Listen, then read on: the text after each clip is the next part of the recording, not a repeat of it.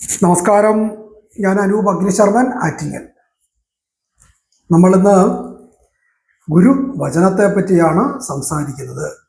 ഗുരു തന്ന നിർദ്ദേശം നിങ്ങളിലേക്ക് എത്തിക്കുന്നു.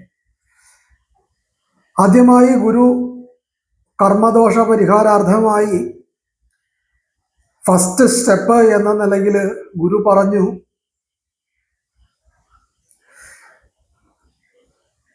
നീ എങ്ങനെ സഞ്ചരിക്കണം,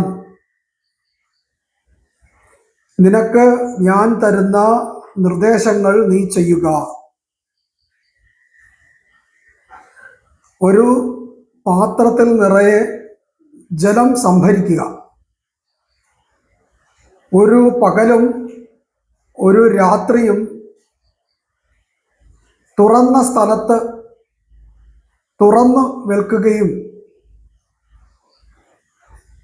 ഒരു പകലും ഒരു രാത്രിയും തുറസായ സ്ഥലത്ത് ഈ ജലം തുറന്നു വെക്കുകയും ആ ജലത്താൽ നീ സ്നാനം ചെയ്യുകയും ചെയ്യുക. ആ ജലം ശക്തിമയമായിരിക്കും.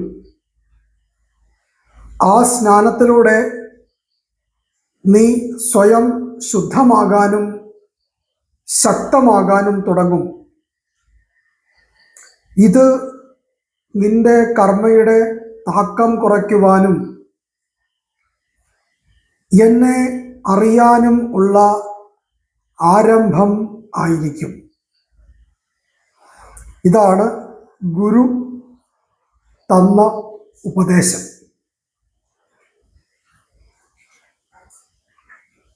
ഈ ഉപദേശങ്ങൾ സ്വീകരിക്കുക. ഈ ഉപദേശങ്ങളിലൂടെ സഞ്ചരിക്കുവാനായിട്ട് ശ്രമിക്കുക.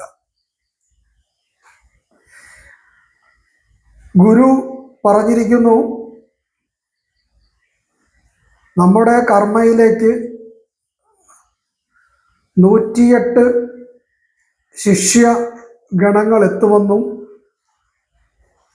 48 പേര് ഈ കർമ്മ മനസ്സിലാക്കുമെന്നും 27 പേര് ഇതിൽ ശോഭിക്കുമെന്നും 9 പേര് നമ്മുടെ കൂടെ കാണുമെന്നും അവസാന നാളിൽ ഒരാൾ സംരക്ഷണമായി ഉണ്ടാകുമെന്നും.